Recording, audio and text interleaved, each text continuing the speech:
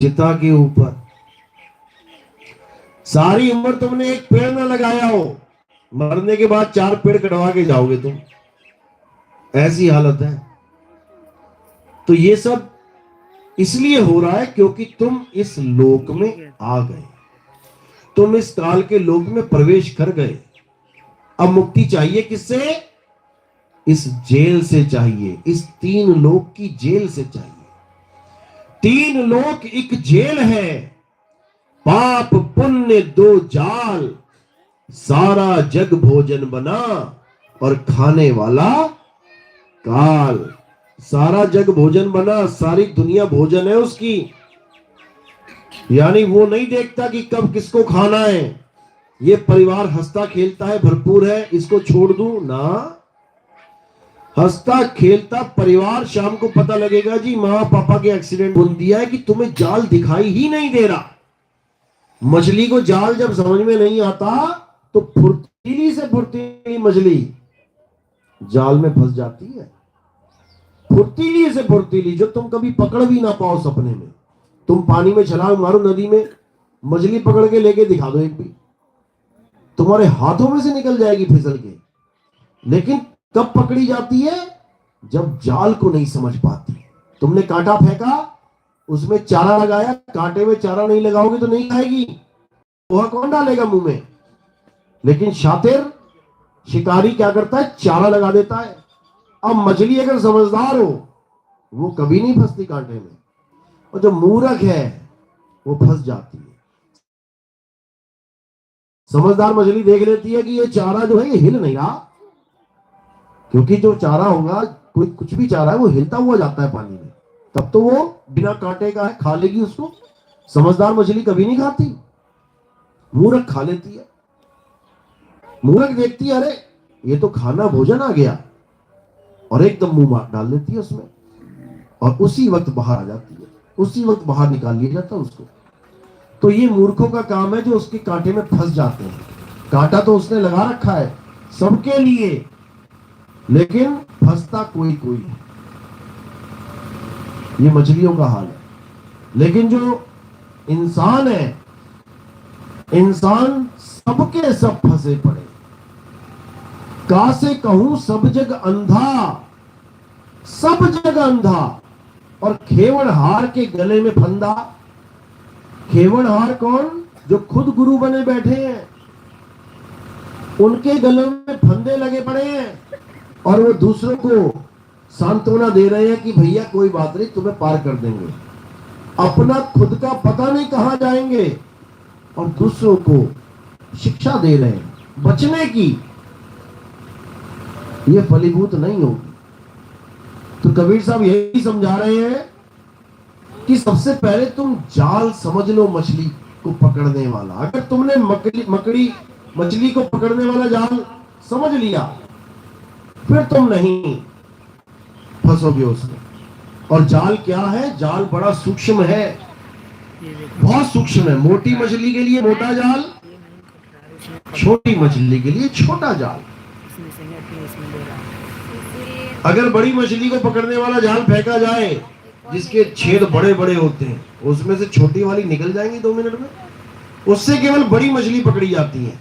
अब छोटी मछली को पकड़ने के लिए बहुत महीन जाल होता है। बड़ी मछली का मतलब क्या है? वो लोग जिनकी बुद्धि सूक्ष्म नहीं है, मोटी बुद्धि है जिनकी। मोटी बुद्धि यानी, मोटी बुद्धि मतलब जो सूक्ष्मता को नहीं समझते, जो अध्यात्म को नहीं समझते, जो आध्यात्मिक नहीं है, जो भक्ति को नहीं समझते, जो केवल मोटी बुद्धि, यानी किसी ने कह दिया ये भगवान है, इसको प्रसाद चढ़ा दिया करो, जल चढ़ा दिया करो, फूल चढ़ा दिया करो, हो गई तुम्हारी भक्ति, जाओ घर। ये मोटी मछली का हाल है। रोज जाएगी मोटी मछली, फूल चढ़ाएगी, फल चढ़ाएगी, भोग लगाएगी, घर में जाएगी, सोचेगी मैं तो भक्ति कर आई, मैं तो मुक्त हो जाऊंगी। पकड़ी गई, मारी गई। अब छोटी मछली कौन है? जिसको इतना समझ में आ जाता है कि मुक्ति गुरु के द्वारा होती है। अब वो जाती है गुरुओं के पास, लक्ष्य एक ही है, भगवान की पूजा। एक ने तो यही मंदिर में कर ली, घर के सामने वाले मंदिर में, काम खत्म हो गया, कहीं जाने की जरूरत ही नहीं है। और एक जा रही है गुरुओं के पास कि कोई ऐसा गुरु मुझे मिल जाए जो मेरी मुक्ति करवा दे। अब गुरुओं के पास जाती है तो वहां क्या मिलता है? सत्संग। जब गुरुओं का सत्संग मिलता है तो उसको समझ में आता है कि हमने करना क्या है, कैसे मुक्त होंगे। तो सत्संगों से पता लगता है उसको कि भगवान को पाने के रास्ते क्या हैं। अब कोई गुरु कहता है कि तुम्हें नाम जाप करना पड़ेगा, यानी हमसे दीक्षा ले लो, उसके बाद मरते दम तक तुम वही नाम जपो जो हमने तुमको दिया है। किसी ने दे दिया राम राम राम, अब तुम मरते दम तक करते रहो राम राम राम राम राम राम। किसी ने दे दिया हरे कृष्णा हरे राम, किसी ने दे दिया ओम नमः शिवाय, किसी ने दे दिया कुछ, किसी ने दे दिया कुछ, किसी ने दे दिया अल्लाह अकबर, किसी ने दे दिया वाहिगुरु वाहिगुरु। अब तुमने ये मान लिया कि गुरुजी ने जो मंत्र दिया है इसको हमने जपना है, और जपते जपते जपते एक दिन हम पार हो जाएंगे। ये मछली भी फंस जाएगी, ये भी मारी गई, ये भी बचने वाली नहीं है, क्योंकि इसने जाप को पकड़ लिया। अब एक गुरु और मिला, वो क्या कहता, नहीं जपने की जरूरत नहीं है, ये मुंह से नहीं जपना, कोई नाम नहीं जपना, क्या करना है, बस श्वासों की आती जाती गति को, आते जाती आवाज को महसूस करना है। अब तुमने सांसों पे ध्यान देना शुरू कर दिया, श्वास अंदर जाती है तो क्या आवाज आती है, सो, और जब छोड़ा तो हम सो हम सो, ये नाम दे दिया। अब तुम्हें लगा कि हाँ ये नाम है, इसको जपने की जरूरत ही नहीं है, ये तो श्वासों के साथ साथ चल रहा है। और दो चार दोहे फिट कर देंगे साथ में, क्या, श्वासा की कर सिमरनी, कर अजपा का जाप, और परम तत्व का ध्यान धर, सो हम आपे आप। तुम्हें लगेगा क्या बात है, बिल्कुल सही ज्ञान मिल गया। अब तो हमें मुक्ति मिलेगी ही मिलेगी, बिल्कुल सही ज्ञान मिल गया। लेकिन मछली फिर पकड़ी जाएगी, फिर फंसेगी। अब तीसरे प्रकार का गुरु मिलेगा, वो क्या बताएगा कि बेटा नाम भी नहीं जपने पड़ा, सांसों पर भी ध्यान नहीं करना है, क्या करना है, कानों में उंगलियां डाल, दोनों कानों में उंगलियां डाल के 5 प्रकार की आवाजें आएंगी तेरे अंदर, उन आवाजों को सुन, उसी से तेरी मुक्ति होगी। अब वो आवाज कौन सी है, 5 तरीके की, इन्हीं 5 तत्वों से बने शरीर की 5 आवाजें, 5 धुनें, उसी को सुना के उस मछली को ये संतुष्टि दिलवा दी जाएगी कि हाँ अब तो मुक्त हो जाएगी।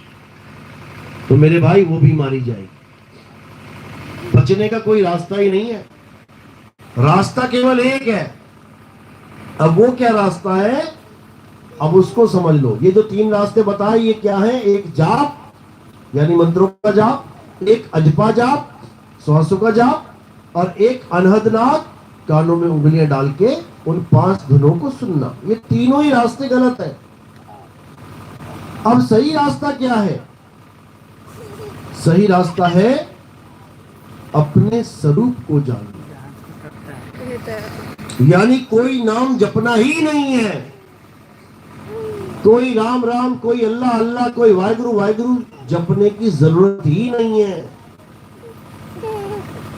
किसकी जरूरत है, अपने स्वरूप को जानने की, यानी मैं क्या हूं, मैं हूं क्या।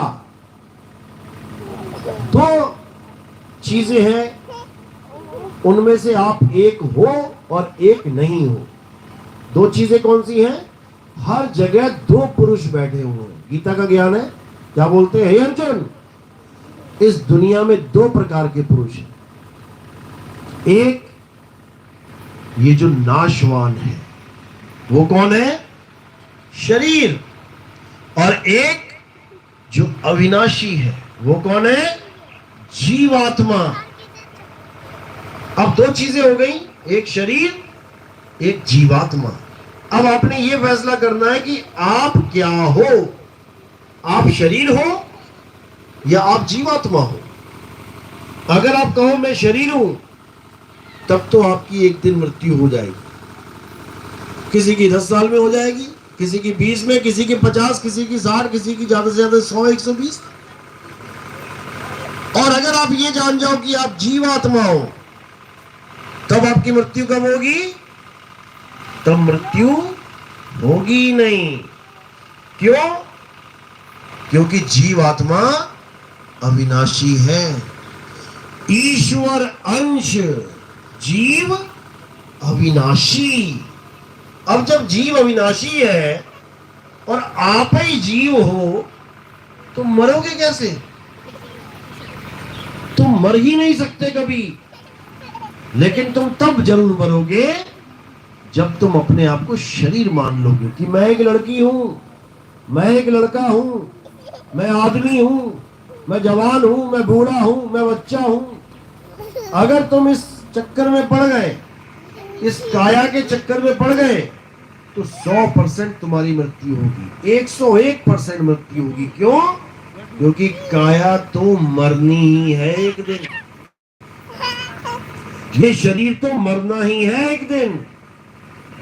लेकिन अगर तुमने ये जान लिया कि तुम अजर अमर अविनाशी जीवात्मा हो, तब तुम्हारी मौत वाला काम खत्म हो गया। नहीं मरना है तो क्या होगा?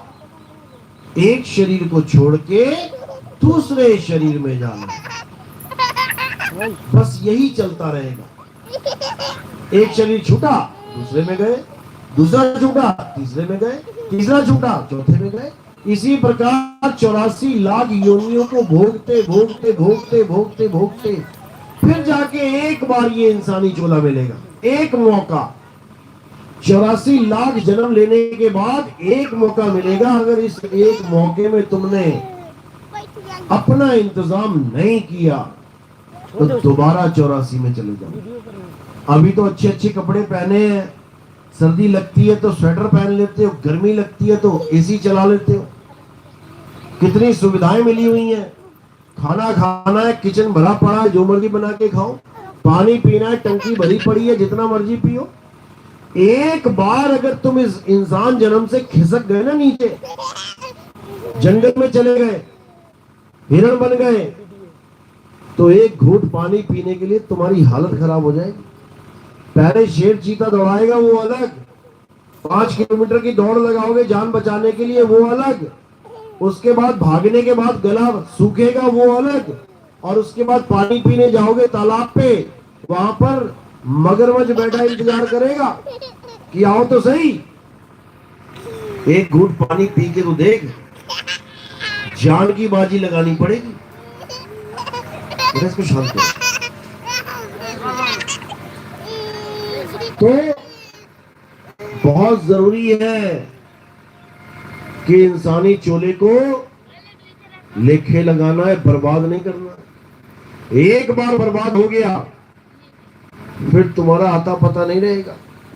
कहो तुम अपने घर से ही मोह लगा के वापस इसी घर में आ जाओ, बकरे का बच्चा बन के आ जाओ, मुर्गी का बच्चा बन के आ जाओ, और तुम्हारे ही बच्चे जो तुमने मांसाहारी बना रखे हैं कि बकरा खाओ, मुर्गा खाओ, ताकत बढ़ेगी, प्रोटीन आएगा, कहो वो तुम्हें ही काट के खा जाए, अपनी माँ का गला काट के खा जाए, मुर्गा समझ के, बकरा समझ के। क्योंकि तुम्हारी शक्ल पहचान में नहीं आएगी फिर ये मेरी अम्मा है।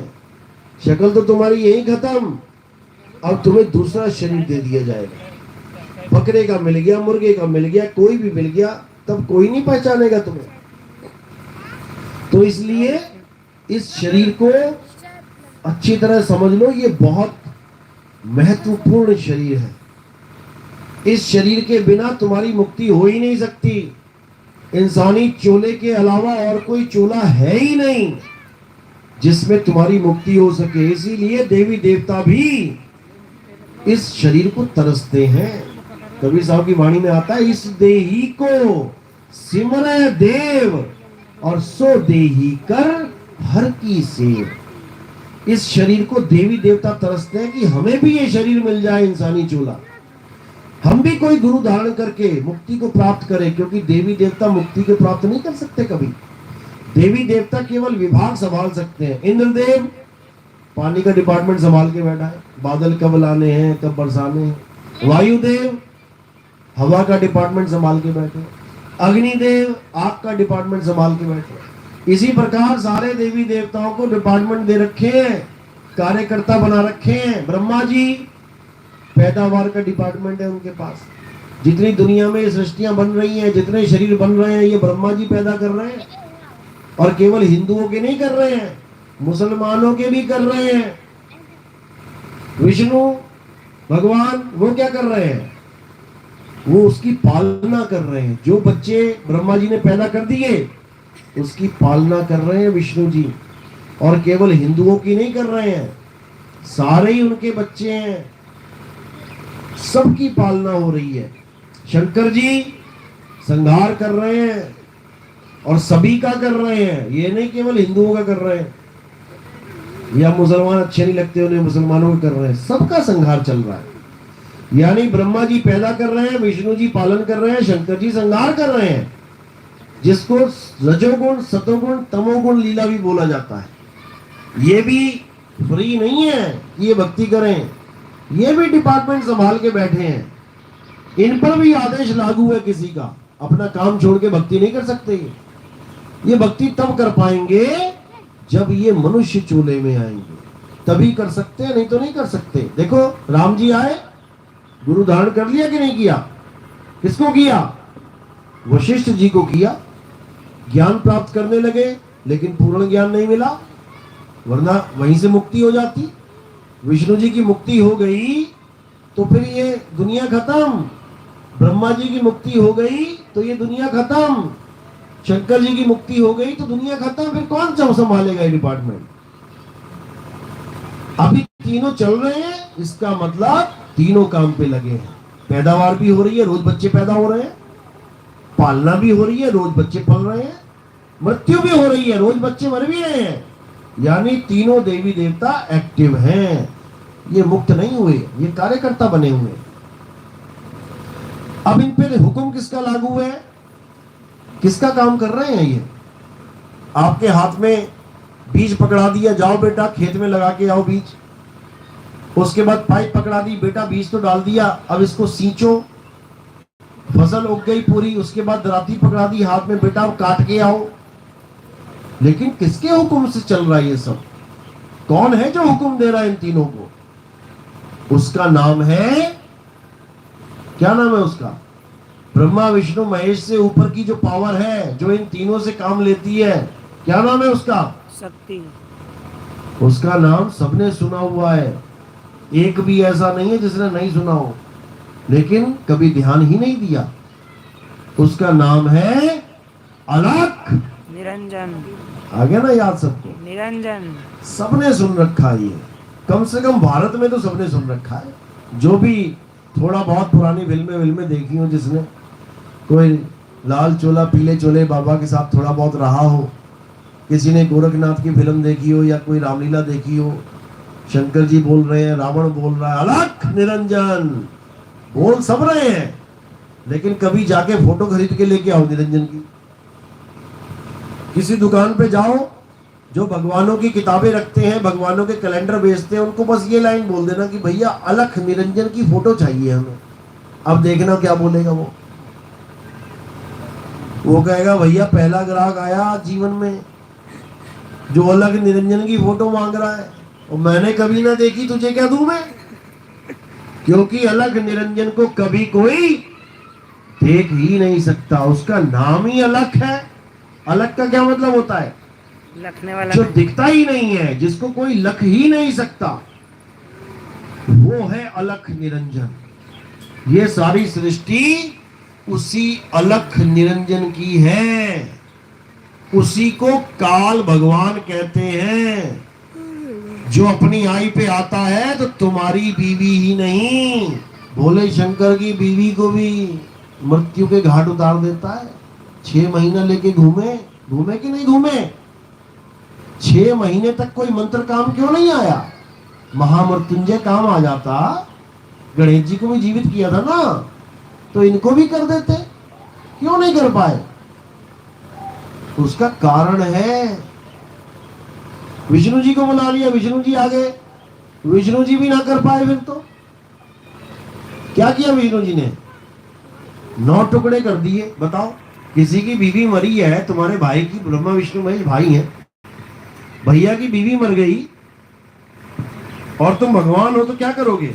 भैया की बीवी को जीवित करोगे? भैया दुखी हैं, या उसके 9 टुकड़े कर दोगे?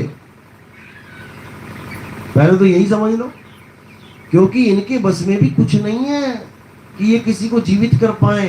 ये कब कर पाते हैं? जब अलख निरंजन चाहता है। जब अलख निरंजन चाहता है तब ये किसी को भी जीवित कर देते हैं, और जब वो नहीं चाहता फिर रोते रहो। 6 महीना रोए बोले शंकर, ले लेके सती को गोदी में उठा उठा के, तब विष्णु जी आए और 9 टुकड़े करके चले गए कि ये तो ऐसे रोता ही रहेगा, भैया नहीं जीवित होगी, नहीं होगी। तो अलख निरंजन का यहाँ पे राज है। इसी अलख निरंजन को देव निरंजन बोला जाता है, जो मैंने पहली लाइन बोली थी। ऐ जियरा तू अमर लोक का, पड़ा कालवश आई हो, मन ही स्वरूपी देव निरंजन, तुम्हें राखे भरमाई हो।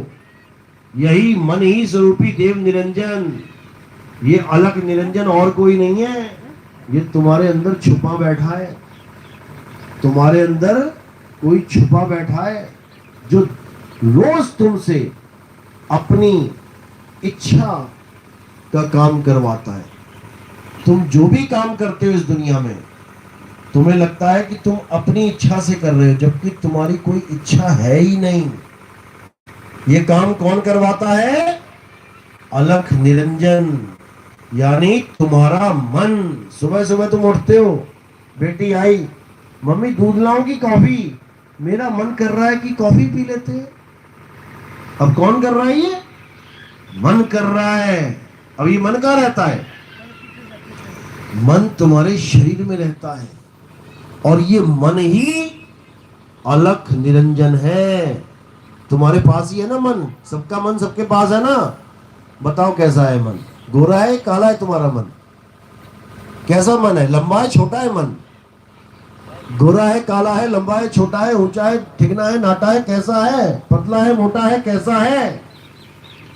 उसकी फोटो बताओ कैसी है? कोई फोटो नहीं खींच सकता मन की, जबकि है सबके पास।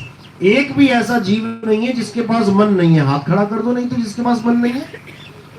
और अपने ही मन के कहे पर हर काम कर रहे हो आप।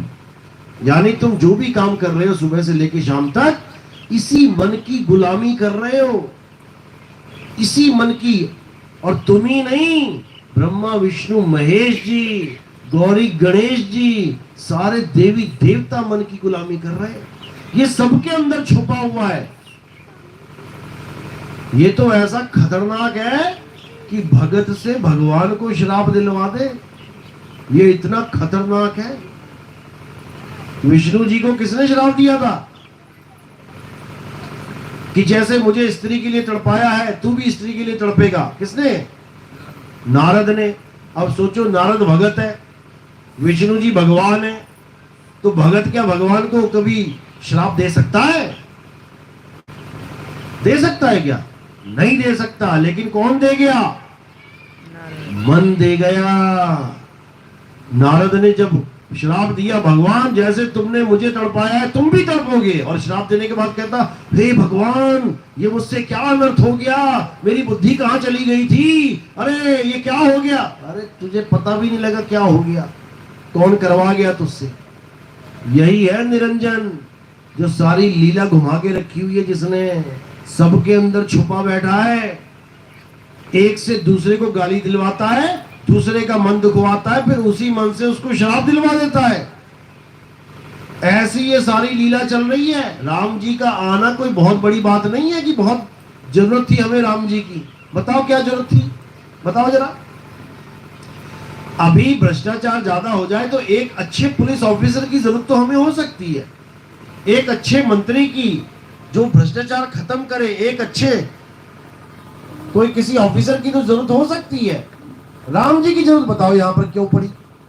अब कहोगे रावण के लिए। रावण कौन था पता है तुम्हें? रावण कौन था? पंडित था।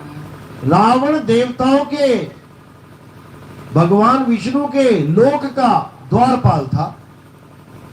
बताओ,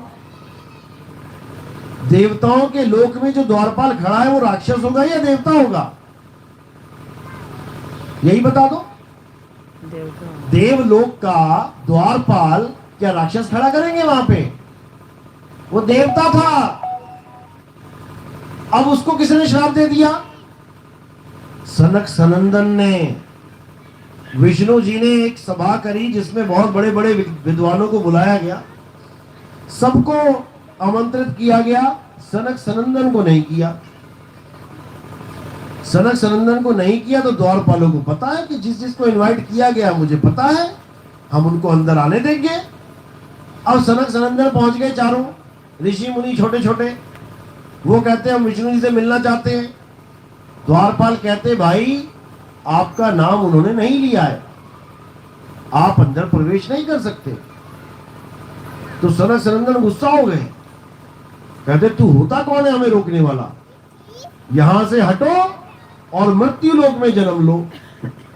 अब बताओ, अगर कोई आदमी अपनी ड्यूटी अच्छे से निभा रहा है, वो भी भगवान विष्णु का द्वारपाल जो आम बंदे को अंदर जाने भी ना दे, अगर किसी को भी जाने देगा तो फिर उसके द्वारपाल बनाने का फायदा क्या है? फिर तो सारे ही जाओ मिलाओ, हमें क्यों खड़ा कर रखा है? तो सनक सनंदन ने जब उसको श्राप दिया तो दोनों की हालत खराब। भाई अब तो ये छोड़ के यहां मृत्यु लोक में जाना पड़ेगा। अब श्राप दिया किसने? उसी ने जिसने विष्णु जी को दिया। किसने दिया? नारद जी। मन ने, क्योंकि वही मन सनक सनंदन के अंदर भी बैठा है छुपा। उसने वहां से उधर विष्णु जी का श्राप दे दिया उनको, उधर इन दोनों को श्राप दे दिया। नहीं तो इनकी जरूरत क्या थी धरती पे आने की? ये राक्षस आते ही ना तो राम जी को आना ही क्यों पड़ता? राक्षसों को भी भिजवा दिया और राम जी को भी भिजवा दिया, नहीं खुद ही आग लगा दी और खुद ही एम्बुलेंस लेके आ रहा हो कि भैया जल गए लोग, इनको हॉस्पिटल लेके जाना है। खुद ही फायर ब्रिगेड लेके आ रहे हैं कि आग लगी है बुझाना है। अरे तुम ही ने भेजे हैं राक्षस और तुम ही उनसे बचाने आ रहे हो। आज हम सब कहते हैं कि हनुमान जी की पूजा करते हैं, क्यों? भूत पिशाच निकट नहीं आवे, महावीर जब नाम सुनावे। सब ये सोचते हैं कि हनुमान जी अगर आ जाएं तो भूत पिशाच हमारा कुछ नहीं बिगाड़ सकते। अरे बनाए किसने भूत पिशाच? किसकी शादी में नाचे भूत पिशाच? शंकर जी। तो फिर और हनुमान जी किसका रूप है? शंकर जी का। शंकर बन के तुम भूत पिशाच बना रहे हो दुनिया में, और हनुमान जी का रूप धारण करके कह रहे हो कि कोई पास नहीं आ पाएगा। अरे बनाए क्यों है? बता दो क्या जरूरत है इनकी? इन भूत पिशाचों की जरूरत क्या है मुझे ये तो बता दो। ऐसा जाल बुन रखा है निरंजन ने, अभी तुम्हें नहीं पता कि तुम कितने तगड़े जाल में फंस चुकी हो, और फंसा फंसा के मारेगा सबको। ऐसी दुर्गति करेगा कि तुम्हें होश नहीं आएगा कि मैं करूं क्या, मैं पूजूं किसको, भगवान है कौन। तुम्हें यह भी नहीं पता लग गया, उम्रें बीत गई तुम्हारी, बूढ़े होने वाले हो गए, अभी तक तुम्हें यह भी नहीं पता लगा कि कौन सा भगवान कर क्या रहा है, करूं क्या मैं उसका। इतना बड़ा षड्यंत्र चल रहा है इन जीवों के लिए, तो अब इससे निकलना है, इससे बचना है। अरे बचना चाहो काल जाल से, चीनो शब्द हमारा, और कहे कबीर अमर कर राखूं जो निज होए हमारा। जो मेरा हो जाएगा निज 100%, जैसे मेरा निजी मकान है 100% मेरा है, मेरी निजी गाड़ी है 100% मेरी है, मेरे निजी खेत हैं ये 100% मेरे हैं, ऐसे ही जो 100% मेरा हो जाएगा, कहे कबीर अमर कर राखूं, जो निज होए हमारा। जो मेरा हो जाएगा उसको अमर करके रखूंगा मैं। और कहां रखूंगा? फिर इस मिट्टी की दुनिया में नहीं आना है कि मिट्टी खाने आओगे यहां पे। ये मिट्टी की दुनिया, ये मिट्टी की जेल है। फिर मैं तुम्हें अमर लोक में रखूंगा, अमर बना के, जहां तुम पहले भी थे। ये शरीर बनने से पहले, दुनिया बनने से पहले भी वहीं थे, लेकिन जैसे ये दुनिया बनाई गई, सबके सब यहां आके फंसे। अब इसी को समझना है और कुछ नहीं करना।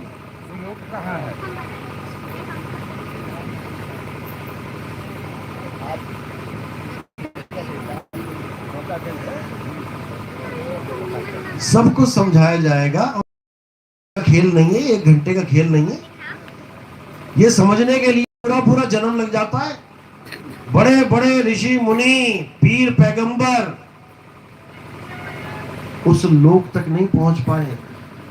सारी उम्र पूजा पाठ, हवन, यज्ञ, गीता, भागवत पढ़ के चले गए, लेकिन उस लोक की खबर नहीं लगी उनको कि कहां जाए।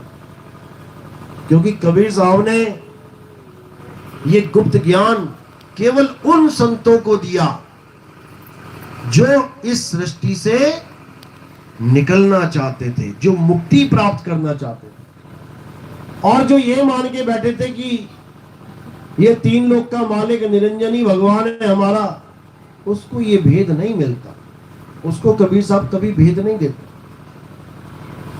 तो साहिब उस लोक की बात करते हैं जो अमर है। वहां पर पहुंचने के बाद कोई मरता ही नहीं है। मरता क्यों नहीं है? कारण क्या है? क्योंकि वहां ऐसा शरीर ही नहीं है जैसा शरीर तुम लेके बैठे हो, मिट्टी का, जो एक दिन मिट्टी में मिल जाएगा। ये मिट्टी का शरीर ही कारण है तुम्हारी मृत्यु का, क्योंकि तुम अपने आप को शरीर मान बैठे हो, मिट्टी का, जबकि तुम शरीर नहीं हो। शरीर क्या है? 5 तत्व का पुतला है। आकाश, वायु, अग्नि, धरती और पानी, इन 5 का मिलन शरीर है। तुम ये 5 नहीं हो। तुम कौन हो? जो इन 5 को चला रहा है। तुम शरीर चला रहे हो। ये शरीर आत्मा की वजह से चल रहा है। तुम घर से यहां तक आए हो किसकी वजह से? कैसे आ पाए यहां पे? आत्मा की वजह से। अगर बिस्तर पे बैठे बैठे तुम्हारी आत्मा शरीर को छोड़ देती तो तुम आ पाते यहां तक? कभी नहीं आ पाते। तुम मंदिर जाते हो थाली लेके पूजा करने, किसकी वजह से जा पा रहे हो? आत्मा की वजह से। तुम मंदिर में भगवान के आगे आरती गा रहे हो, आरती पूरी भी किसकी वजह से कर पा रहे हो? आत्मा की वजह से। आरती गाते गाते अटैक हो गया, आत्मा ने शरीर छोड़ दिया, तो वही तुम्हारी थाली वाली सब गिर पड़ेगी, वही तुम्हारी आरती वारती दिए विए फूट जाएंगे तुम्हारे। भगवान सामने है तब भी वो तुम्हें खड़ा होकर आरती पूरी नहीं करवा पाएगा। अगर तुम आरती पूरी कर रहे हो तो आत्मा की वजह से। ऐसे कोई मस्जिद में नमाज पढ़ रहा है, आत्मा की वजह से। बीच में छूट गया शरीर तो नमाज भी पूरी नहीं कर पाएगा। अब इसी आत्मा की वजह से तुम हर काम कर रहे हो। बच्चे को प्यार कर रहे हो, खाना बना रहे हो, नहा रहे हो, धो रहे हो, बातें कर रहे हो, निंदा चुगली कर रहे हो, अच्छी बातें कर रहे हो, सत्संग सुन रहे हो, कुछ भी कर रहे हो। किसकी वजह से? आत्मा की वजह से। आत्मा का नाम तो सुना ना आप लोग ने? सुना होगा कभी ना कभी। सब अपनी अपनी आत्मा लेके आए हो सत्संग में? लाए हो सब अपनी आत्मा? चेक कर लो एक बार, छूट लगी हो किसी घर पे? छूट तो नहीं गई किसी की? सब लाए हो? देख लो, सोच लो एक बार, क्या प्रमाण है कि तुम आत्मा लेके आए हो यहां पे? क्योंकि तुम यहां बैठी हुई हो, क्योंकि तुम यहां हंस रही हो। ये प्रमाण है कि तुम अपनी आत्मा साथ लेके आई हो। छूट नहीं गई तुमसे। मोबाइल छूट जाएगा, कान की बालियां छूट जाएंगी, हार छूट जाएंगे, लेकिन आत्मा नहीं छूटेगी कभी भी। कहीं भी चली जाओ तो छूट ही नहीं सकती। क्यों नहीं छूट सकती? क्योंकि वो तुम ही हो। अपने को छोड़ के कहां जाओगी? वो तुम ही हो। अब जो तुम हो उसको तुम जानती नहीं कि मैं क्या हूं, और जो तुम नहीं हो उसको तुम खूब सजा रही हो, शीशे में देख देख के, खूब बिंदी पाउडर लगा लगा के। जो तुम नहीं हो उसको तुम अपना रूप मान बैठी हो कि ये हूं मैं, और जो तुम हो वो तुम जानती नहीं कि मैं आत्मा हूं। अब इसी शरीर को अपना मान के, यानी अपना स्वरूप मान के तुम जीवन जी रही हो। थोड़े दिनों में तुम बूढ़ी हो जाओगी, तुम्हें लगेगा हाय मैं तो बूढ़ी हो गई, और आगे जाके बाल सफेद हो जाएंगे, हालत खराब हो जाएगी, बिस्तर पे पड़ी रहोगी, तुम कहोगी अरे मैं तो अब मर जाऊंगी, जर्जर अवस्था में होगी। और थोड़े दिनों के बाद तुम शरीर छोड़ दोगी ना शरीर। तो तुम कौन हो? जिसने शरीर छोड़ा या जो बिस्तर पे पड़ा रह गया? तुम शरीर छोड़ोगी, यानी तुमने शरीर को पकड़ा हुआ है, तभी तो छोड़ोगी। मैंने मोबाइल को पकड़ा है, और मैं थोड़ी नहीं मोबाइल हूं। मैंने मोबाइल को पकड़ा है, लो छोड़ दिया। मैंने मोबाइल को पकड़ा, देखो कैसे चल रहा है हवा में। अगर मैं ना दिखाई दूं किसी को तो मोबाइल हवा में चलता दिखाई देगा तुम्हें। एक पुरानी फिल्म थी मिस्टर इंडिया, देखी होगी शायद तुमने। उसमें वो हाथ में कुछ बांध लेता है घड़ी सी, उससे गायब हो जाता है। अब वो हनुमान जी की मूर्ति उठाता है तो लगता है कि हवा में हनुमान जी की मूर्ति उठ गई। अब उसी मूर्ति से मारता है, सबको लोग कहते हैं हनुमान जी मार रहे हैं। सेम प्रोसेस, अगर तुम दिखाई ना दो तो ये तुम्हें चलता हुआ दिखाई देगा मोबाइल, लेकिन ये चल नहीं रहा है, चलाया जा रहा है। किसके द्वारा? मेरे द्वारा। इसी प्रकार ये जो शरीर चल रहा है, जो तुम्हें दिख रहा है, मेरा भाई मेरे पास आया, मेरा बच्चा मुझसे दूर गया, चल रहा है, खा रहा है, पी रहा है, ये खा पी चल नहीं रहा है, चलाया जा रहा है। और कौन चला रहा है उसको? आत्मा। ये पंखा, ये बल्ब खुद नहीं चल रहे हैं, पंखा चल नहीं रहा है, चलाया जा रहा है। किसके द्वारा चल रहा है? बिजली के द्वारा।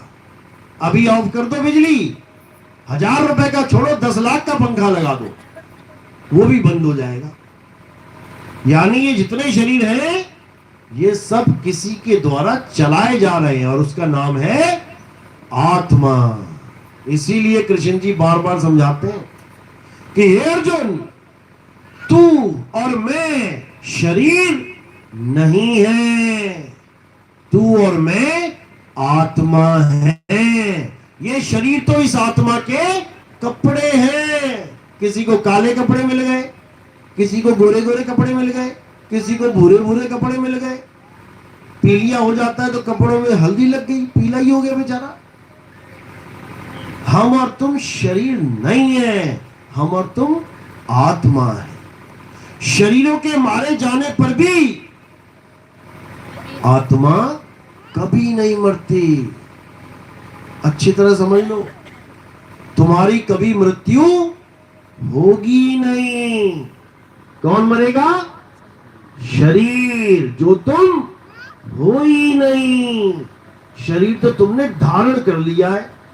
ये काली साड़ी, पीली साड़ी, लाल साड़ी, ये तुम थोड़ी नहीं हो। ये तुम लेके आई हो कहीं से। कहां से लाई हो? मार्केट से, दुकान से। ये तुम धारण करके लाई हो। अगले दिन इसको उतार के दूसरी धारण कर लोगी। आज तुम लाल हो, कल संतरी हो जाओगी, परसों हरी हो जाओगी, नीली हो जाओगी। तो तुम तो रोज रूप ही बदल रही हो। तुम्हारी तो शक्ल ही बदल रही है रोज। बिल्कुल नहीं, तुम एक सी रहोगी, लेकिन ये कपड़े बदलते रहेंगे। इसी प्रकार जैसे ये कपड़े तुम दुकान से लेके आई हो, ये मिट्टी के कपड़े कहां से लेके आई हो?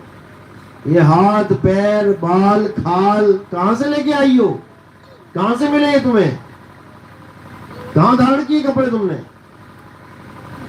भूल गए? एक को तो याद होगा। माँ के गर्भ है? में, गर्भ में। हाँ, इसकी भी दुकान है। जैसे ये कपड़ों की दुकान है, ये कपड़ों की भी दुकान है। कहाँ लगी है दुकान? ये माँ के गर्भ में है। इस माँ के गर्भ में तुम कपड़े धारण करके निकलते हो 5 तत्वों के। और याद रखना, कपड़े ही हैं वो 5 तत्वों के। जैसे ये कपड़ा कपड़ा है, ना लेडीज है ना जेंट्स है। इस कपड़े से तुम लेडीज सूट बना दो तो वो लेडीज कहलाएगा। तुम जेंट्स शेरवानी बना दो, वो जेंट्स कहलाएगा।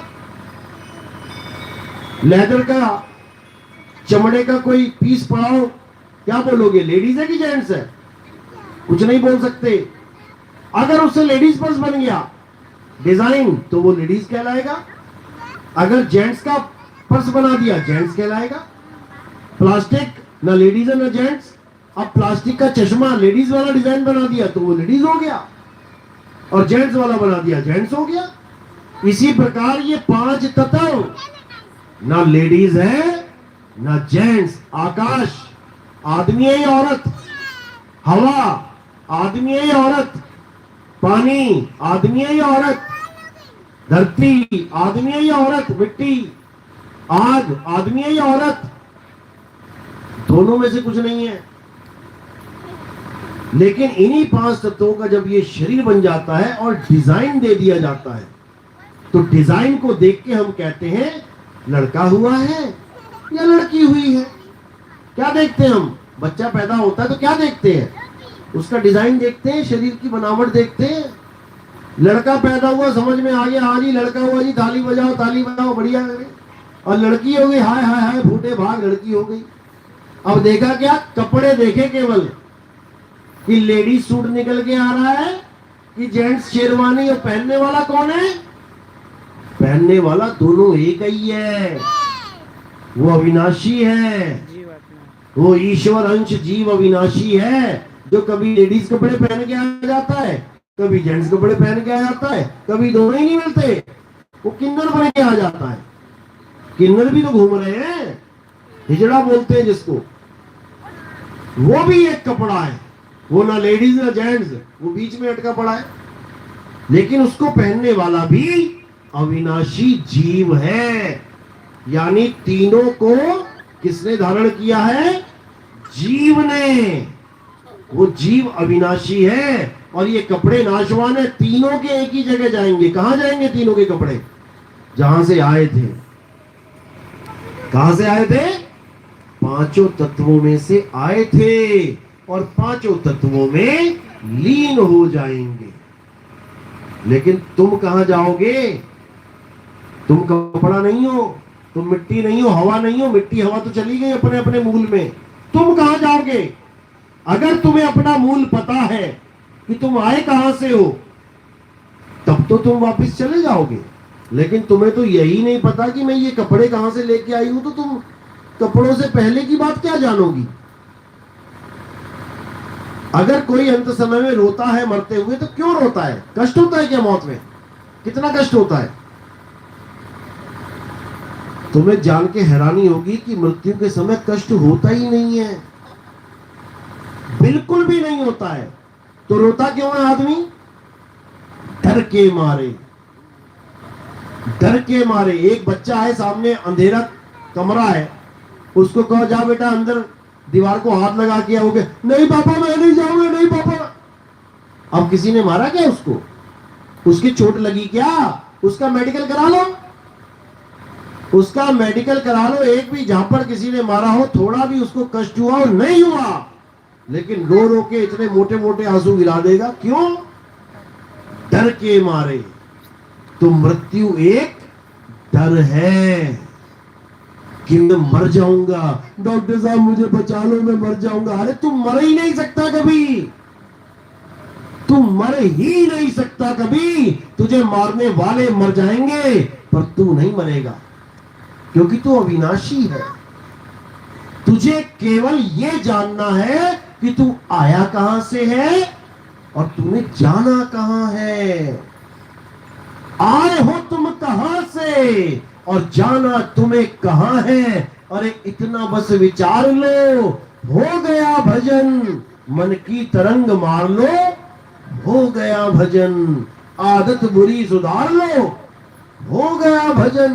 क्या राम राम राम राम राम राम लगा रखा है, क्या अल्लाह अल्लाह अल्लाह लगा रखा है, क्या वाहिगुरु वाहिगुरु वाहिगुरु लगा रखा है। ये सब करने की जरूरत नहीं है।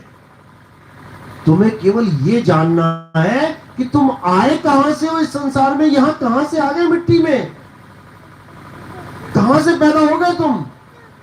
और एक एक दिन तुम्हारी घड़ी बीत रही है, मौत के पास पहुंच रहे हो, एकदम मौत खड़ी हो जाएगी सामने, तुम्हारी हालत खराब हो जाएगी। इससे पहले कि मौत तुम तक पहुंचे, ये ज्ञान तुम तक पहुंच जाना चाहिए कि तुमने जाना कहां है। अगर ये ज्ञान तुमने नहीं समझा तो ऐसी दर्दनाक मौत होगी कि तुम सोच भी नहीं सकते।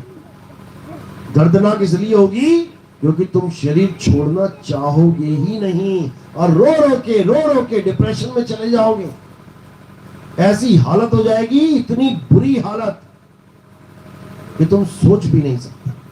और ये सब तभी होगा जब तक तुम्हें आत्मज्ञानी गुरु नहीं मिल गया। अगर तुम्हें ऐसा गुरु मिल गया कि मंत्र जप ले मंदिर चला जा, ले मस्जिद चला जा, ले तीर्थों की पूजा कर ले गंगा नदी में स्नान कर ले होई पूज ले फलाना कर ले, ढिकाना कर ले, यहाँ छठ की पूजा चल रही है, ये कर ले, व्रत कर ले। काम खराब है, मछली फंस गई जाल में। ये मछली फंस गई जाल में, अब तड़पेगी। ये मछली तब निकलेगी जब ये अपने आत्म स्वरूप को जान ले। अगर इसने अपना आत्म स्वरूप जान लिया तो कोई दुनिया का कांटा इसे पकड़ ही नहीं सकता। क्यों? क्योंकि कृष्ण जी समझाते हैं गीता में, हे अर्जुन, ये आत्मा अजन्मा है, नित्य है, शाश्वत है, पुरातन है। ये आत्मा ही सत्य सनातन है। इस आत्मा को ना तो कोई शस्त्र काट सकता है, इस आत्मा को ना तो अग्नि जला सकती है, इस आत्मा को ना तो जल भिगो सकता है, इस आत्मा को ना तो वायु सुखा सकती है। तो पकड़ेगा कौन? तो इस आत्मा को पकड़ेगा कौन? आग जला नहीं सकती, शस्त्र काट नहीं सकता, वायु सुखा नहीं सकती, जल भिगो नहीं सकता, तो पकड़ेगा कौन? कोई नहीं पकड़ सकता। कबीर साहब यही समझा रहे हैं, जैसे स्वर्ण कांच मंदिर में, अरे भरमते भूख मरे हो, और कहे कबीर नलनी के सुगना, तो है कौन पकड़े हो? तुझे कौन पकड़ेगा? तुझे कोई पकड़ ही नहीं सकता, लेकिन तू अपनी मूर्खता के कारण पकड़ा जाता है। बंदर को कौन पकड़ेगा? पकड़ के दिखाओ बंदर को, 2 मिनट में पेड़ पे चढ़ के निकल जाएगा। लेकिन थोड़े से चनों के चक्कर में, पता है ना बंदर कैसे पकड़ते हैं? चने फेंक देते हैं, चने खाता खाता पहुंच जाता है कहां? एक सुराही के पास। उस सुराही को जमीन में गाड़ देते हैं या फिर पेड़ पे लटका देते हैं। जब वो देखता है कि दाने पड़े हैं, चने पड़े हैं, खाता है, देखता है सुराही में, अरे इसमें भी पड़े हुए हैं। अब वो क्या करता है? हाथ डालता है उसमें। जब हाथ डालता है तो ऐसे जाता है खुला हाथ, और जब मुट्ठी बांध लेता है चने की तो हो जाता है टाइट, फंस गया। अब सोचता है मुझे किसी ने पकड़ लिया, अब लगता है खींचने, तो निकलेगा क्या? नहीं निकलता। उसकी एक मुट्ठी चना ही उसके पकड़े जाने का कारण बन जाता है। एक मुट्ठी चना के चक्कर में सारी उम्र डंडे खाता है और डांस कर करके दिखाता है, घर घर नाचता फिरता है। अब वो एक मुट्ठी चना तुम्हें भी दिया गया है। ये मत सोचना कि बंदर ही पकड़ा गया है, तुम भी पकड़े गए हो। कहां है वो मुट्ठी चना? पता है कहां है? यही रखा है मुट्ठी चना, जिसको तुम ले लेके घूम रहे हो। ये है एक मुट्ठी चना जिसको तुमने पकड़ रखा है। ये चना ना छूटने वाला तुमसे। डॉक्टर साहब मुझे बचा लो, मैं मरना नहीं चाहता। अरे तू हमारा तू कैसे बनेगा? जो तुम्हारी आसक्ति, जो तुम्हारा शरीर से प्रेम हो चुका है कि मैंने अपने शरीर को बचाना है कैसे भी, ये मुट्ठी चना है। साहिब कहते हैं कबीर खड़े बाजार में और लिए लुगाटी हाथ, और जो घर फूके अपना तो चले हमारे साथ। ये जिस घर में तुम रह रहे हो यही है तुम्हारी जेल। तोता और पिंजड़ा, तोता पिंजड़े में रहता है मजे से, पिंजड़ा ही उसकी जेल है जिसको वो घर मान के बैठा है, मैं तो अपने घर में रहता हूं। इसी प्रकार ये जीव आत्मा तोता इस काया रूपी जेल में बैठा हुआ है और कहता है मैं तो अपने घर में हूं, मैं तो आजाद हूं। अरे तू घर पे नहीं है, तू जेल में बैठा है। कौन सी जेल है ये?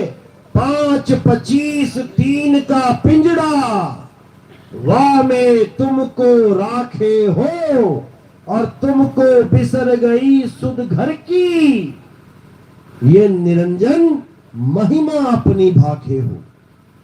ये 5 तत्वों के पिंजड़े में हर जीव को फंसा रखा उसने, और पिंजड़े से इतना प्रेम करवा रखा है कि एक भी जीव नहीं चाहता कि मैं पिंजड़े से बाहर निकल जाऊं। हमेशा यही चाहता है मैं पिंजड़े में ही रहूं। डॉक्टर साहब मेरे शरीर को बचा लो, मैं इसी में रहना चाहता हूं। तोते को पिंजड़ा, अगर पिंजड़ा दरवाजा खोल दिया जाए तो तोता जब उड़ेगा तो सुखी होगा कि दुखी होगा, हंसेगा कि रोएगा? जब पिंजड़े से आजादी मिलेगी उसे, तुम खोल के देख लेना कभी। तोते का पिंजड़ा तुम खोल देना, एक दरवाजा 1 मिनट के लिए, 1 मिनट भी ज्यादा बोल दिया मैंने, 5 सेकंड के लिए, 5 भी ज्यादा बोल दिया, 2 सेकंड 2 भी ज्यादा बोल दिया, तुम बस खोल के इधर मुंह घुमाना जरा, और इतने में भुर हो जाएगा और खुशी के मारे इतना खुश होगा कि वापस कभी घूम के नहीं आएगा। तुम चाहे पिंजड़े में चूरी रख देना, बादाम रख देना, तुम कुछ भी रख देना जो तोते को सबसे पसंद है, फिर भी ना आएगा, क्योंकि उसको आजादी प्यारी है। और तुम, जब तुम्हारा समय आता है कि पिंजड़ा खुले और तुम जाओ यहां से, तब तुम कहते हो हाय मर गया, मैं नहीं मरना चाहता, मैं शरीर खाली नहीं करना चाहता। यही बंधन है। क्यों नहीं करना चाहता? क्योंकि तुम्हें पता ही नहीं है तुमने जाना कहां है। तुम्हें यही नहीं पता मैं जाऊं कहां। अगर तुम्हें पता हो कि मैंने कहां जाना है, तुम खुद ही शरीर खाली कर दो। अगर मालिक चाहे तो समय अभी आ गया तो अभी कहोगे मैं जा रहा हूं, मुझे रहना ही नहीं यहां पे। जिसके लिए साहब कहते हैं रहना नहीं देश बेगाना है, ये धरती कागज की पुड़िया, और बूंद पड़े घुल जाना है। रहना नहीं देश बेगाना है। कहे कबीर सुनो भाई साधो, सतगुरु नाम ठिकाना है। अब कहां रहोगे उसका भी एड्रेस बता दिया।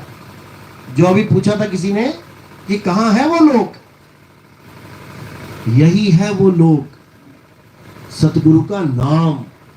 जब तुम्हें नाम दीक्षा होती है तो तुम्हें समझाया जाता है कि तुमने जाना कहां है।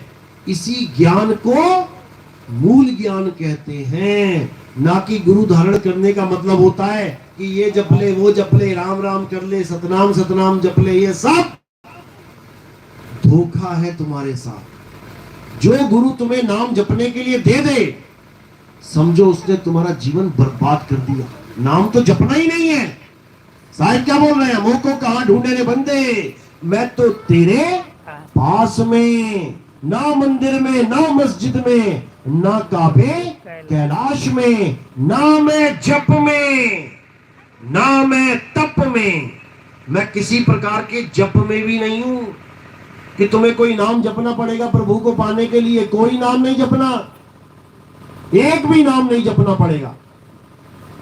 ना मैं जप में, ना मैं तप में, ना एकांत निवास में। और खोजी होए तुरंत मिल जाऊंगी, एक पल की तलाश में। और कहे कबीर सुनो भाई साधो, मैं तो हूं विश्वास में। जब भेदी गुरु तुम्हें भेद बताएगा कि बेटा दिन में आए चाहे रात में आए, चाहे जागते आए चाहे सोते में आए, जब भी मृत्यु आएगी तुमने ये फार्मूला अपना लेना, बस, और कुछ नहीं करना। अब वो फार्मूला क्या है? सबको पता है कि भवसागर में हमें जाना ही पड़ेगा। अब पार कौन होगा? जिसने तैरना सीख लिया है, जिसको पता है कि बिहार में हर साल एक नदी आती है और पूरी बाढ़ आ जाती है। तो सियाना कौन है? जो बाढ़ आने से पहले तैरना सीख ले। हे गुरुदेव मुझे तैरना सिखाओ, हर साल बाढ़ आती है, मेरी मृत्यु ना हो।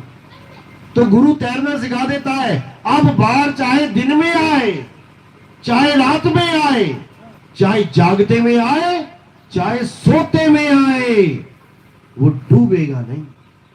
तुम सो भी रहे होगे ना और एकदम बाढ़ का पानी आ गया, तुम फिर एकदम एक्टिव हो जाओगे और तुम तैरना शुरू कर दोगे। ये है असली ज्ञान, जो भवसागर से पार होने का ज्ञान है। ये नाम जप के बड़े बड़े डूब गए, मंत्र जप के बड़े बड़े गुरु 84 में चले गए, जो मंत्र देते हैं तुम्हें। तभी साहब बीजेपी में कहते हैं, अरे घर घर मंत्र देत फिरत है, ये माया के अभिमाना, गुरुआ सहित शिष्य सब बूढ़े, अंतकाल पछताना साधो देखो, ये जग बौराना। पाना क्या था और करने क्या लगा? पीना था पानी और पानी के नाम जपने लगा। कितना बड़ा मूर्ख है ये। प्यास लगी है, पानी ढूंढ ढूंढ के पी। यहां पर क्या हो रहा है? प्यास लगी है तो पानी का नाम जप। पानी पानी पानी पानी पानी पानी पानी पानी, सारी उम्र जपते रहो, मिल जाएगा क्या? इसीलिए साहिब कह रहे हैं, तंत्र मंत्र सब झूठ है, इनमें ना उलझे कोई, और सार शब्द जाने बिना कागा हंसना होए। अब ये सार शब्द क्या है? क्या है ये सार शब्द और क्या है एक आम शब्द? इन दोनों का भेद बताने वाला गुरु। आम शब्द यानी आम रास्ता, खास शब्द सार शब्द यानी खास रास्ता। कई रास्तों पे लिखा होता है ये आम रास्ता नहीं है, मतलब ऐसे ही मत चले जाना आगे, आम रास्ता नहीं है ये डीसी साहब के घर को जा रहा है, ये कि तुम वैसी साइकिल चलाते चलाते घुस जाओ उसमें कि देखूं कहां जा रहा है, ये आम रास्ता नहीं है।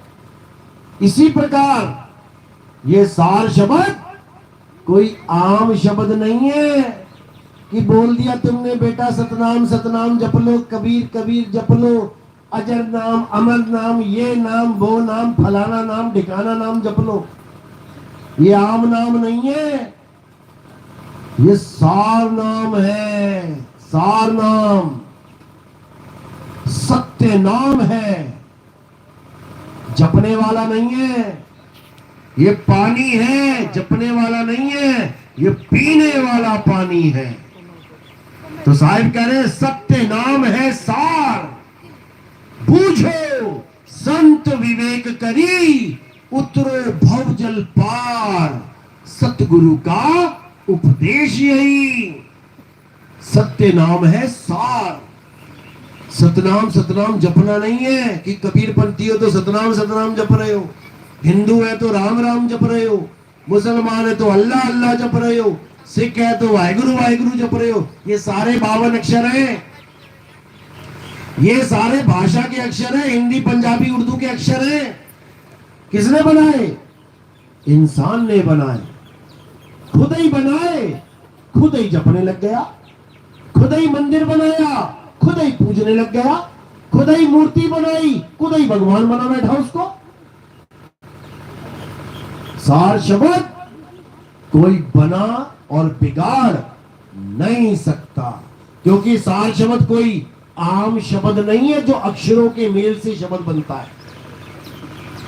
सार शब्द है तुम्हारा सत्य स्वरूप, जिसके लिए साहब ने बोला सत्य नाम कोई नाम नहीं जो तुम जपोगे। अरे सत्य नाम कोई नाम नहीं, ये है आपन रूप, और जो जाने इस भेद को पावे आप स्वरूप। जो इस भेद को जान लेता है कि सतनाम क्या है, वो अपने स्वरूप को प्राप्त कर लेता है। अपने स्वरूप को, इस काया के स्वरूप को पीछे कर देता है, नकली स्वरूप को, और अपने असली सत्य स्वरूप को जान लेता है। तो बीजक में यही समझाया गया, शब्द हमारा तू शब्द का, सुन मत जा सरक, और जो चाहे निज रूप को तो शब्द ही ले परख। अगर तू अपने रूप को पहचानना चाहता है, अगर तू अपने सत्य स्वरूप को पहचानना चाहता है, तो सार शब्द का ज्ञान ले भाई। सार शब्द से ही तुम अपने स्वरूप को जान पाओगे, नहीं तो और किसी शब्द में ताकत ही नहीं है जो तुम्हें काल से बचा सके। क्योंकि जब मृत्यु होगी, अगर तुम्हारे पास सच्चा शब्द है तभी तुम बचोगे, नहीं तो मारे गए।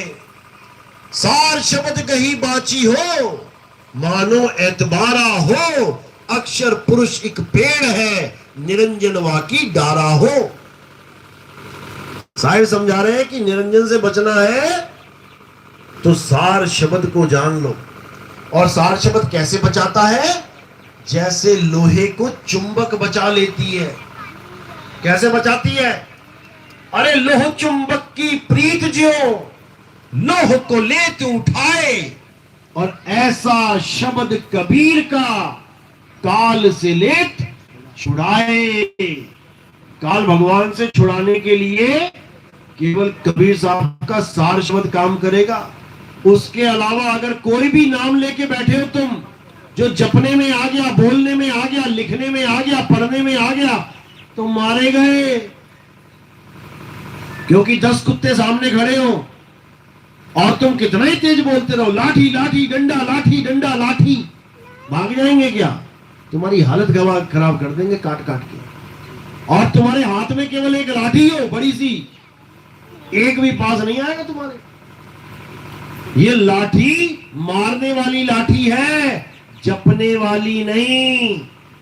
ये सार शब्द तुम्हारा सत्य स्वरूप है। ये कोई मंत्र वंत्र नहीं है कि चंद अक्षर जोड़ के मंत्र बना के बैठ गए, एकोत्री मंत्र, फलाना मंत्र, ढिकाना मंत्र, ये सब झूठ है।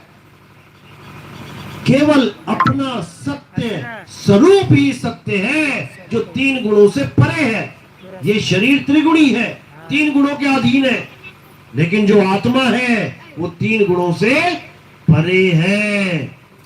तो साहिब कह रहे हैं 3 गुणों की भक्ति में अरे भूल गया संसार, कहे कबीर निज नाम बिन कैसे लागे पार। निज नाम यानी मुझे मेरा नाम पता लग जाए कि मैं क्या हूं। किसी और के नाम जप के मुक्ति नहीं होती, कि दूसरे भगवानों के नाम जप रहे हो उससे तुम्हारा भला होने वाला नहीं है। तुम्हें तुम्हारा नाम चाहिए कि गुरुदेव मुझे मेरा ज्ञान दो। क्या मैं ये काया हूं? बिल्कुल नहीं। क्या मैं 3 गुण हूं? बिल्कुल नहीं। क्या मैं मन और माया हूं? बिल्कुल नहीं। तू एक आत्मा है, अपने आत्म स्वरूप को पहचान। तो साहिब कह रहे हैं जब लगना चीनोगे आत्म, अरे तब लगना मिली है परमात्म। आत्म चीने परमात्म चीने, संत कहावे सोए, और यह भेद काया से न्यारा पूछे बिरला को। ये काया से न्यारा भेद है, ये आत्म स्वरूप का भेद है। और आत्म स्वरूप का मतलब हम सब का स्वरूप। वहां पर कोई बड़ा कोई छोटा नहीं रह जाता, वो सब एक स्वरूप हो जाते हैं। जो तू सो हम, एक स्वरूप हो जाते हैं। जिसको बोला घट घट मेरा साइया, और सुनी सेज न कोई, बलिहारी वा घट की जिस घट प्रगट होए। यानी वो असली राम सबके सबके आत्म घट में समाया हुआ है, लेकिन हमें आत्म घट का भेद ही नहीं पता है, हमें अपनी आत्मा का भेद ही नहीं पता है। तो कैसे पाएंगे उसको जो हम सब में रमा हुआ है। ज्यों तिलमा ही तेल है। अब तेल को ढूंढने के लिए कहां जाए, उसी में है। ज्यों तिलमा ही तेल है और ज्यों चकमक में आग, तेरा साईं तुझ में है, जाग सके तो जाग। तेरा साईं तुझ में है। अगर तुम एक कदम भी बढ़ा रही हो मंदिर की तरफ, इसका मतलब तुम अपने साईं से दूर होती जा रही हो। क्योंकि मंदिर में साईं नहीं है, मंदिर में भगवान नहीं है, मंदिर में भगवान की मूर्ति है, भगवान नहीं है। अगर मंदिर में भगवान होता तो रात में ताला लगाने की जरूरत क्या है। पंडित जी को भी पता है ताला नहीं लगाया, गल्ला साहब, रात में गल्ला ही उठा के ले जाएंगे, भगवान देखता रह जाएगा सामने। और ज्यादा होशियार हुआ बच्चों तो कहो भगवान को उठा के ले जाए। फिर सुबह अखबार में आएगा जी अष्ट धातु की मूर्ति चोरी हो गई। बताओ, भगवान अपनी रक्षा ना कर पाया तो तुम्हारी कैसे करेगा। 17 बार सोमनाथ का मंदिर लूट लिया गया। बताओ, भोले शंकर तगड़े थे कि ये मुसलमान? यही बता दो। भोले शंकर तगड़े हैं कि वो चंद मुसलमान जो 1 नहीं 2 नहीं 3 नहीं 4 नहीं 5 नहीं 10 नहीं 17 बार लूट के ले गए। बताओ कौन जीता 17 बार? भोले शंकर जीते या मुसलमान?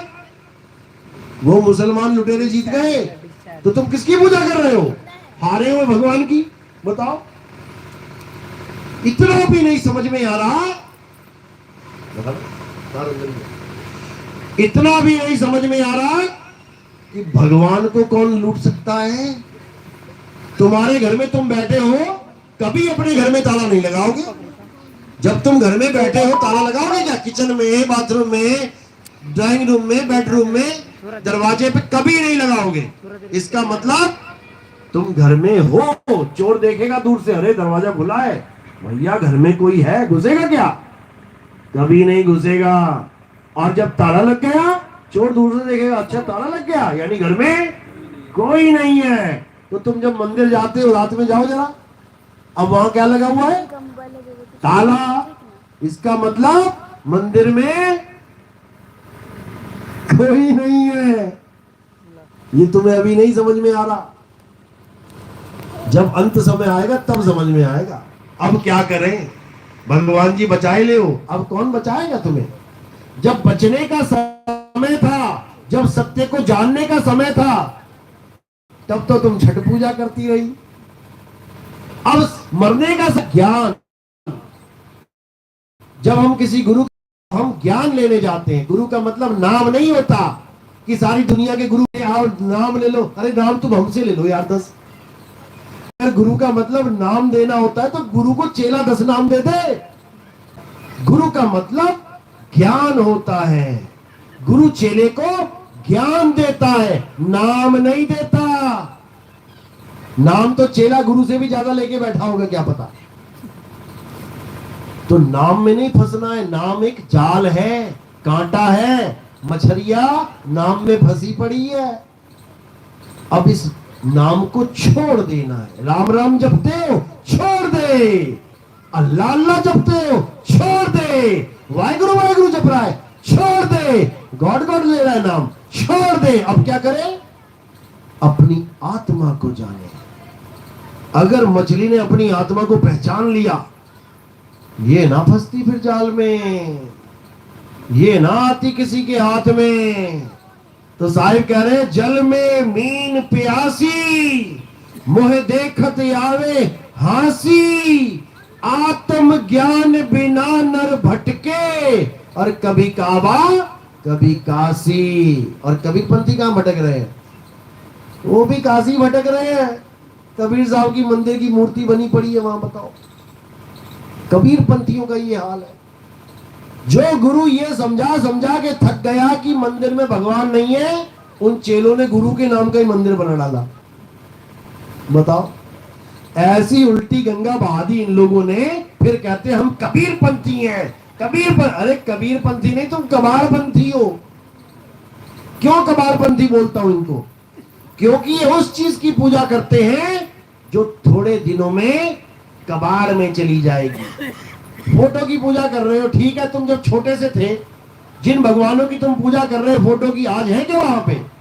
वो सब दिवाली के बाद चेंज हो जाती हैं। कहां चली जाती हैं? कबाड़ में।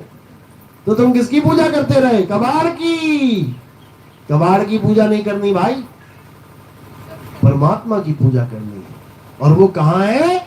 वो तुम्हारी आत्मा में विराजमान है। अपनी आत्मा को खोजो, बंदे खोज दिल हर रोज, तब मिलेगा परमात्मा। यानी अपनी आत्मा को ढूंढो। कहां है मेरी आत्मा? मेरे हाथ को उठा रही है और मुझे पता ही नहीं है कहां पे है। मेरे पैर को आगे बढ़ा रही है, मुझे पता ही नहीं है कहां पे है। मुझे आत्मा का ज्ञान ही नहीं है। बस यही अज्ञान है। अगर ये तुम्हें ज्ञान समझ में आ जाए कि आत्मा का ज्ञान क्या है, तो तुम्हें और किसी ज्ञान की जरूरत नहीं है। कृष्ण जी यही समझा रहे हैं। अध्याय 3 17वां श्लोक। हे अर्जुन, जो अपनी आत्मा में रमण करते हैं, जो अपनी आत्मा में तृप्त हैं, जो अपनी आत्मा में संतुष्ट हैं, उनके लिए कोई धार्मिक कर्म कर्तव्य लागू ही नहीं होता। उनको एक दिन भी मंदिर जाने की जरूरत नहीं है। उन्हें एक बार भी किसी व्रत पूजा पाठ हवन यज्ञ करने की जरूरत नहीं है। उनको एक दिन भी किसी मस्जिद गुरुद्वारे जाने की जरूरत नहीं है। किसी की पूजा करने की जरूरत नहीं है। बस एक काम कर ले, क्या? अपनी आत्मा में रमण कर ले। अब वो कैसे करेंगे जब आत्मा का ही नहीं पता, तो रमण कहां से करेंगे? अब अध्याय 4 34वें श्लोक में समाधान बता रहे हैं कैसे रमण करेंगे, कहां करेंगे। हे अर्जुन, जो ज्ञान में तुम्हें दे रहा हूं, जो आत्मा का ज्ञान में तुम्हें समझा रहा हूं, इस ज्ञान को प्राप्त करने के लिए तू ऐसे गुरु की शरण में जा जिसने आत्मा को जान लिया है। जिसने अपनी आत्मा को जान लिया है वही तुझे तेरी आत्मा का ज्ञान दे सकता है। जिसने अपनी आत्मा को नहीं जाना, जो अभी अपने आप को आदमी मान के बैठा है, शरीर मान के बैठा है, वो तुझे तेरी आत्मा का ज्ञान कभी दे ही नहीं सकता। ये कहती है गीता, और तुम जाके वहां घंटियां बजा रहे हो, प्रभु प्रभु ओम जय जगदीश हरे। ये नहीं कहती गीता कि आरतियां गाओ, देवी देवताओं की पूजा करो। अध्याय 7 23वां श्लोक क्या कहता है? हे अर्जुन, जो कम अकल के लोग होते हैं, जो अल्प बुद्धि प्राणी होते हैं, वो देवताओं की पूजा करते हैं मंदिरों में जाके। गीता में लिखा है, पढ़ो उसको अच्छी तरह। पढ़े लिखे हो, थोड़ा बहुत पढ़ाई आती है, मोबाइल है, मोबाइल में टाइप कर लो। अध्याय 7 23वां श्लोक गीता, देखो क्या लिखा है। जो देवी देवताओं की पूजा करते हैं वो अल्प बुद्धि, छोटी बुद्धि के लोग हैं। और बड़ी बुद्धि के लोग कौन है?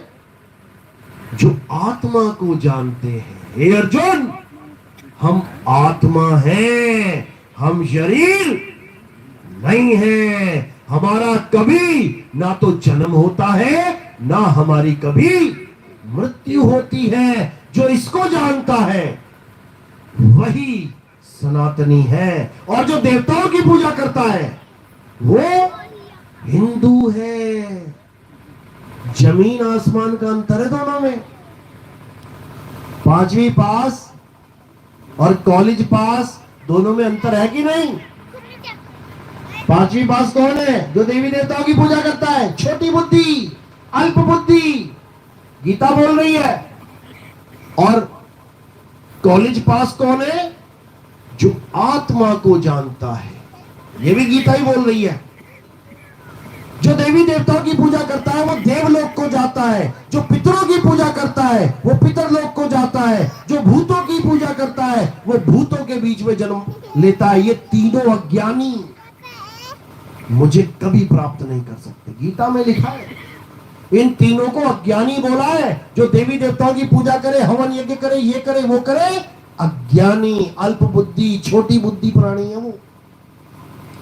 और जो आत्मा को जान ले वो परम ज्ञानी है। हे अर्जुन, जो मुझे मनुष्य करके जानते हैं कि मेरे 2 हाथ हैं, 2 पैर हैं, 2 आंखें हैं, बाल है, खाल है, वो मुझे नहीं जानते, क्योंकि मैं शरीर हूं ही नहीं।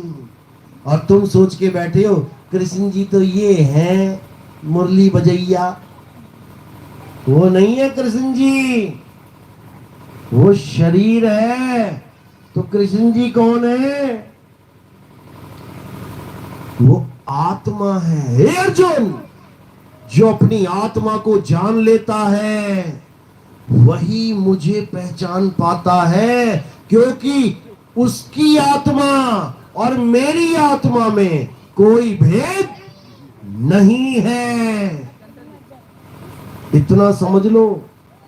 यानी तुम्हारे सामने 2 पंखे हैं। अब दोनों पंखे में 2 चीजें हैं। एक तो पंखा है लोहे का, उसको छू लो, जीभ से छू लो, पंखे को जीभ से छू लो। और उसमें करंट है, उसको जीभ से छू के देखो जरा, तुम्हें लग जाएगा पता कि पंखा क्या है, करंट क्या है। अब अज्ञानी जीव कृष्ण जी को पंखा मान रहा है। अज्ञानी जीव कृष्ण जी को पंखा मान रहा है कि कृष्ण जी के 3 पर हैं, कृष्ण जी के मोटर लगी है, कृष्ण जी का स्टैंड है, जबकि कृष्ण जी पंखा नहीं है। कृष्ण जी कौन है? करंट है। करंट के ना तो पर है, ना स्टैंड है, ना करंट की कोई मोटर है। तुम करंट की फोटो बना ही नहीं सकते, तुम पंखे की बनाते रहोगे। जब तुम्हें कहा जाए कृष्ण जी की मूर्ति बनाओ, कृष्ण जी की फोटो बनाओ, तो तुम स्टैंड की, मोटर की, पर की फोटो बना के बैठ जाते हो, जबकि वो ये है ही नहीं। वो तो करंट है। और जब तक तुम करंट को ना जान लो तब तक तुमने आज तक कभी कृष्ण जी को जाना ही नहीं। ये है मूल ज्ञान। समझ में आ रहा है कि वैसी बोली जा रहा हूं मैं? किस किस को समझ में आ रहा? हाथ खड़े करो जरा। अच्छा, पूरा गांव जाग गया। अभी आ गई ना गणेश चतुर्थी, फिर थाली घूमने लग जाएगी। आत्मा फात्मा सब फेंक देंगे साइड में, फिर पत्थर ही भगवान नजर आएगा। ये ऐसा माया का जाल है जो सारा ज्ञान समझाने के बाद सुबह तक भुला देगी। सुबह ही भूल जाओगे क्या सुना, 1 घंटा 2 घंटा। सुबह थाली आ जाएगी हाथ में, दिया आ जाएगा, खत्म। सारा संसार इसी माया में उलझा है। ये सारा सत्संग खत्म एक ही दिन में। ये गले फाड़ फाड़ के मेरा गला बैठ गया, खत्म, 0 कर दिया तुमने। अब असली ज्ञानी कौन है? असली सनातनी कौन है? जो देवी देवताओं की पूजा सपने में भी ना करे, सपने में भी। वो है असली सनातनी। सनातनी बनो, हिंदू नहीं बनना है। हिंदू तो बने ही पड़े हो। सनातनी बनो। सनातनी कौन है? हे अर्जुन, जो उसकी पूजा करता है, जो अजन्मा है, अविनाशी है, अडोल है, अबोल है, अचल है, अपरिवर्तनशील है, वही सनातनी है। ये आत्मा सनातन है। ये कभी बदलती नहीं है, ये कभी जन्मती नहीं है, ये कभी मरती नहीं है। और तुम किसकी पूजा कर रहे हो? जो जन्मता भी है, मर भी जाता है। बता दो कौन नहीं मरा, कौन नहीं जन्मा? कृष्ण जी जन्मे, राम जी जन्मे, राम जी की मृत्यु हुई, कृष्ण जी के पैर में तीर लग गया। किसकी पूजा करते रहे? जिसके तीर लग गया। और कृष्ण जी क्या कह रहे हैं? किसकी पूजा करो? जिसके तीर लग ना पाए उसकी पूजा कर। जिसको शस्त्र काट नहीं सकता, तो काट तो दिया शस्त्र ने, तो इसकी पूजा कर दी है क्या? तुम्हें पता भी नहीं है कि तुमने कितना जीवन बर्बाद कर दिया है। लेकिन मालिक की अपार कृपा है, जो आज का सत्संग तुम्हें मिल गया, आज तुम्हारे दिमाग में बीज डल गया। अब कल को फसल नहीं उगेगी, पता है, डल गया ना। अब मौसम आएगा, पानी बरसेगा, अंकुरित होगा, फिर धीरे धीरे धीरे तुम्हें समझ में आएगी मेरी हर बात। तब आएगी, अभी नहीं। चलो खैर, कुछ लोग ऐसे भी हैं जिनको आज ही समझ में आ गई सब, क्योंकि कोई तुम्हें मना करने वाला नहीं है कि तुम ये मत करो, वो मत करो। जो तुम्हारा मन कर रहा है तुम करते ही जा रहे हो।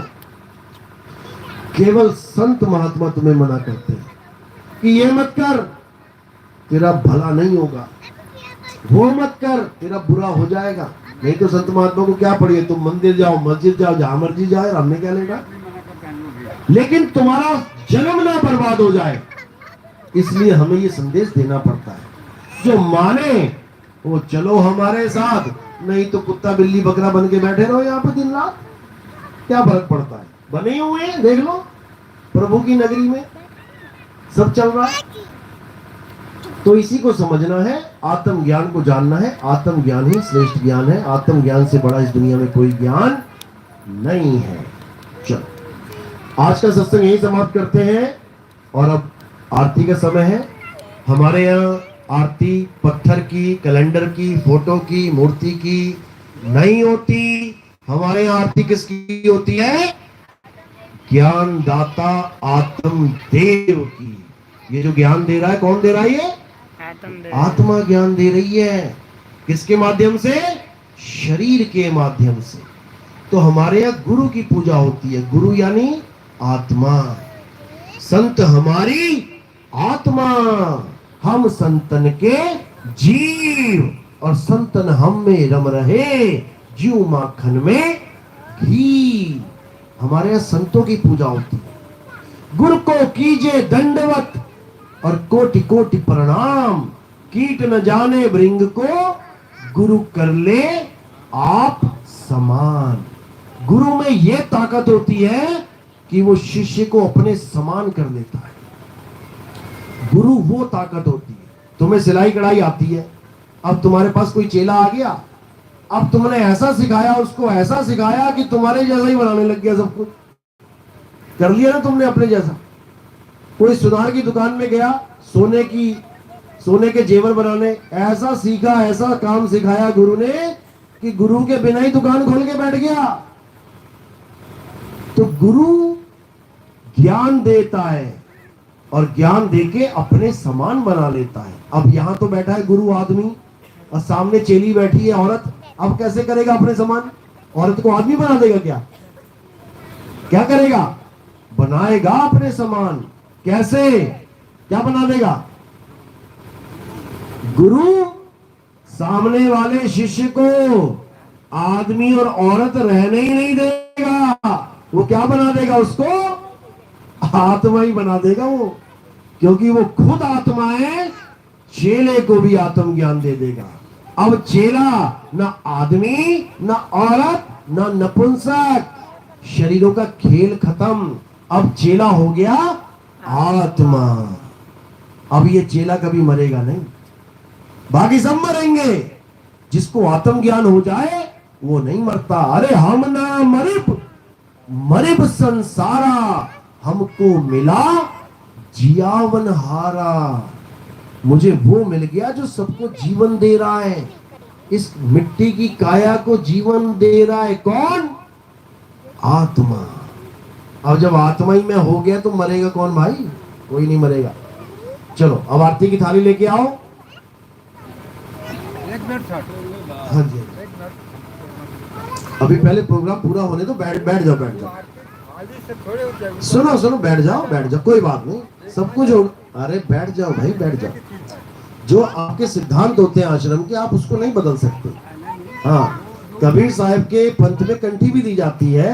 अब कोई कहे ये तो लकड़ी है, ये तो धागा है, अरे भाई वो सिद्धांत है। खाली से थोड़े होती है, अरे किससे होती है आप बताओ, हैं? देखी जाती है। अरे भाई मैं कह रहा हूं ना, हर चीज के दो मतलब होते हैं। करो भगवान, आप मत करो। बस फिर जो आरती होती है, हमें पता है आरती का मतलब होता है आ और रत जा, ये शब्द श्रुत की बात है। लेकिन एक विधान होता है। बच्चे को सीधे डॉक्टर बना दोगे क्या? पहले का से कबूतर, खा से खरगोश करवाओगे कि नहीं? तो वही बात मैं कह रहा हूँ, सब ठीक है, ये गलत कुछ भी नहीं है। तो आराम से बैठो और इंतजार करो। सतनाम।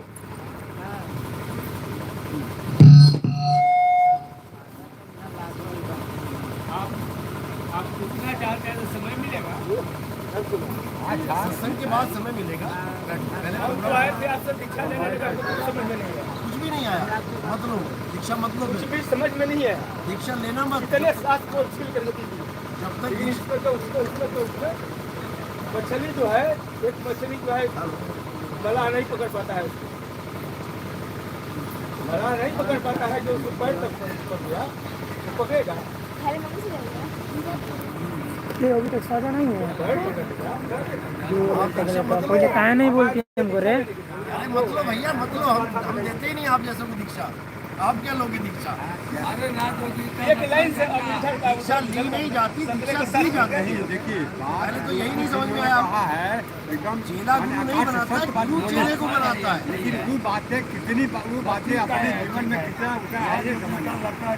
ये हमारे जीवन में कितना उतरा।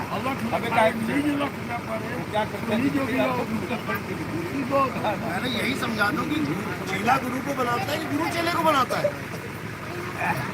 ये हमें गुरु बनाने आए हैं, बताओ।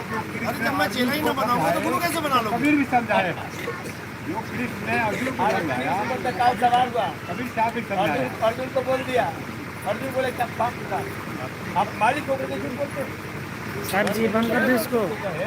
अर्जुन का क्या कुछ इतना बड़ा झूठ आप बोलते हैं। अभी आरती होगा, वो लाइव दिखाएंगे। तो वो कहे कि हमारे पास 5 सवाल, निरंजन सवाल बोले कि क्या हुआ, सब बातें करने क्या कितना रेट लगेगा? की बात है कि हम आए थे दीक्षा लेने, सोचे थे कि किसी की है वो है। भाई तुम्हें दीक्षा दे कौन रहा है? तुम लेने कैसे आ जाओगे जब कोई देने वाला नहीं है? तो कैसे लोगे? तुम लेके दिखा दो। वही मैं कह रहा हूँ, ये क्या बोल रहे हो? दीक्षा लेने आए हो, सत्संग सुनने आए हो। तुम सत्संग सुनने आए हो, दीक्षा लेने नहीं आए हो। क्या हुआ? अरे वो एक जैसे सब लोग नहीं ना होते हैं दीदी, बहुत प्रकार के लोग हैं दुनिया में। इनके साथ नहीं आया, नहीं अलग से। यही तो कह रहे हैं, अगर उनके साथ होता तो मतलब हाँ लाभ है, वो लोग नहीं समझने वाले वैसे करते हैं। हाँ बेटा,